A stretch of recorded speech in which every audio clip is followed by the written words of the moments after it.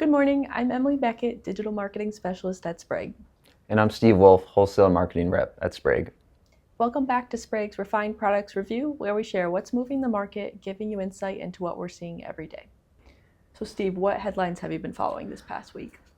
The UAE-Iran relationship, Canada-US, and again, as well as Iran and US and Russia-Ukraine. But first, let's start with the UAE and Iran. That relationship seems to be deteriorating sharply. It could be a major issue for the oil market. So coincidentally, since last Wednesday when we released the RP review, later that day, the UAE announced an indefinite halt to trade with Iran. Commercial exchanges, financial transactions, following accusations that Iran had targeted the UAE with ballistic missiles when they were trying to transit the Strait of Hormuz. So right now it seems Iran is not just fighting the U.S.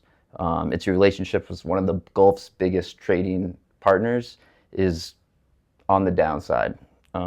This could mean less Iranian crude, less Gulf product movement, higher tanker risk in an already tight distillate market could equal significant diesel upside risk.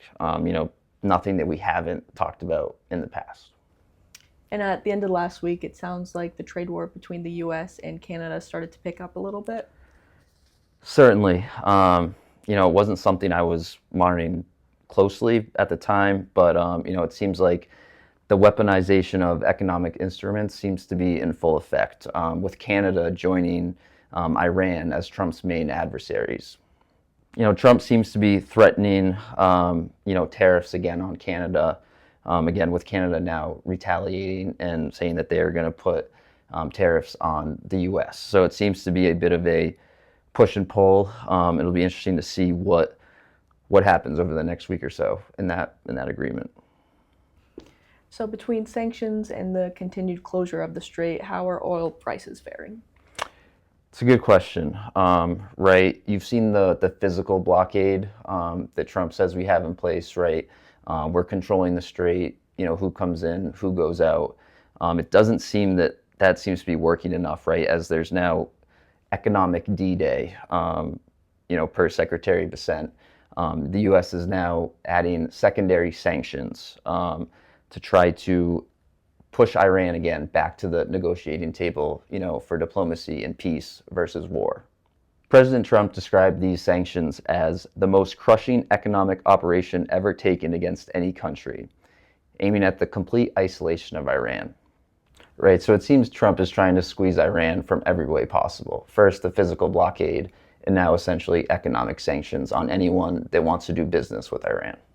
You also mentioned prices as a part of your question. While crude seems to be resilient, the barrel, goes up and down a little bit, but it's not moving quite as much as the diesel market, right? NYMEX settles on 8/19 were 445.23, and as of 8/24 they were 426.77, leading to 18 cents downward.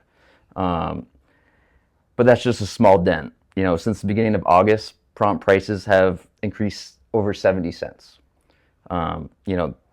Not a good sign heading into winter with inventories, again, still low.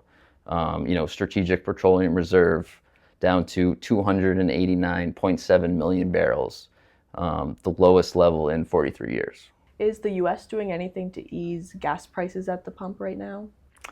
Certainly a big topic of discussion.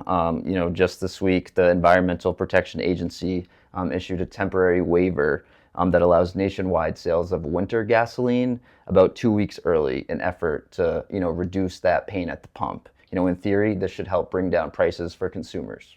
So what advice would you give to our customers and consumers in general right now? I know we've been saying buy what you can sell what you can buy. Is that still applicable? Certainly still applicable, especially in this backwardated market. That seems like it's here to stay for now. Again, communication with your sales rep, letting them know what your needs are, what your customers are saying, what's going on the street.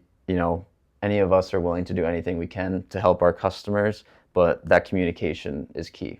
Well, thanks for your insight this week, Steve. And if you haven't seen it yet, be sure to check out our latest monthly feature, a tour of our East Providence terminal, available now on our YouTube channel. Thanks for joining us this week. We'll be back next Wednesday with another refined products review. Refine your insight. Feel your success.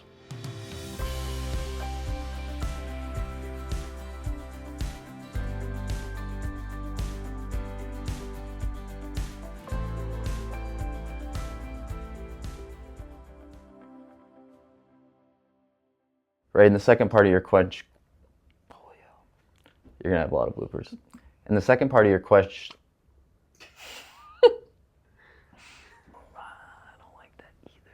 I'm killing Robert this week. You really are. Damn. I'm killing Robert. I was hoping Joel was gonna want to do this one today after all the stuff that came out.